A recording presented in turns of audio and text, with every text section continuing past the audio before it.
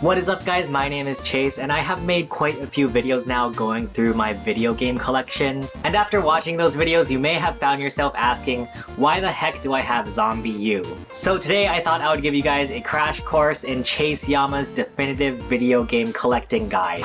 So rule number one when it comes to my video game collecting, I usually start by looking for console exclusives. I know console exclusives can kind of be a hot button topic. For me personally, I think console exclusive games are great for drawing people towards certain consoles. And of course, I think the company that is most known for their console exclusives is Nintendo. So of course, for my Nintendo Switch, I look for games like The Legend of Zelda Breath of the Wild or Super Mario Odyssey. For PlayStation, we have games like The Last of Us or Marvel's Spider-Man. And for Xbox, we have Halo.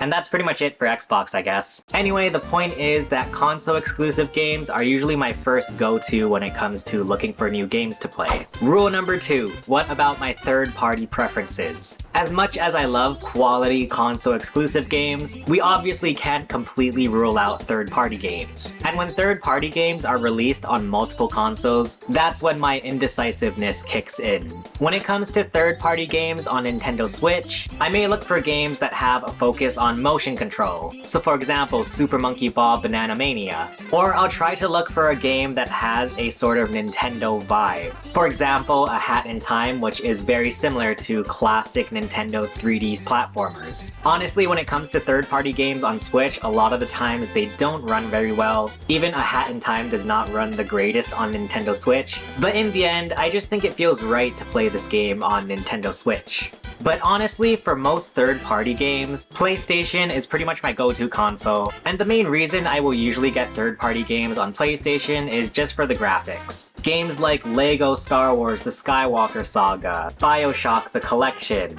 These are games that will make full use of the PlayStation 5's power, so in my opinion, I feel like you probably will get a better experience on the PlayStation compared to the Nintendo Switch. And I did actually learn that the hard way with SpongeBob Battle for Bikini Bottom Rehydrated. This game does not run well on Nintendo Switch, so when it came time for the next SpongeBob game, SpongeBob The Cosmic Shake, I ended up getting it on PlayStation. And just like with the Nintendo Switch, I also like to get some third-party games on PlayStation that just feel right on PlayStation. So obviously, for example, Spyro Reignited Trilogy. I also have Crash Bandicoot 4 on PlayStation. Obviously, since these two started out on PlayStation, it just feels right for me to get it on the PlayStation 4. So in short, when it comes to third-party games, usually PlayStation is my go-to, but sometimes there are third-party games that I think will just feel more right on Nintendo Switch.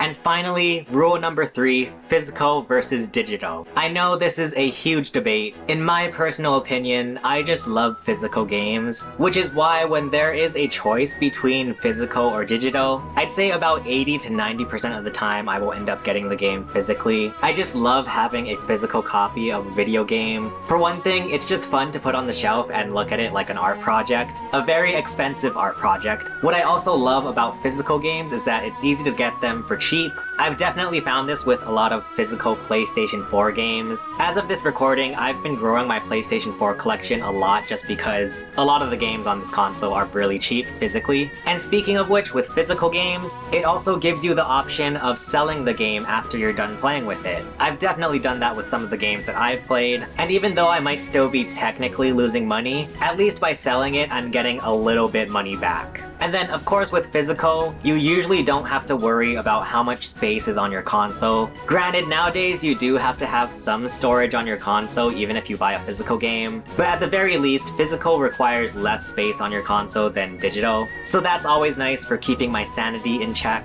And even though I have a bunch of these physical games behind me, that's not to say that I don't have any digital games. I'll sometimes choose digital games over physical if it's a game that I know I'm going to be playing a lot. So for example, Animal Crossing New Horizons was a game where I felt I needed the digital version just because of how much I was logging into that game. And then of course, if a game is exclusively digital, obviously I'm just gonna go and get the digital version. But those are my 3 rules of thumb when it comes to collecting video games. games. I feel like for the most part, I'm not super duper picky, but I am a little bit picky when it comes to collecting video games. And what I love about collecting video games is that there's no like right or wrong way to do it. I have my own way that I like to collect video games, and I'm sure all of you out there have your own ways that you like to collect video games, and that's really cool. But let me know in the comments, what are your guys' rules when it comes to collecting video games? If you want to see some of my video game collection, feel free to check out the video below. For now, thank you so much for watching. My name is Chase, and I will see you guys again soon.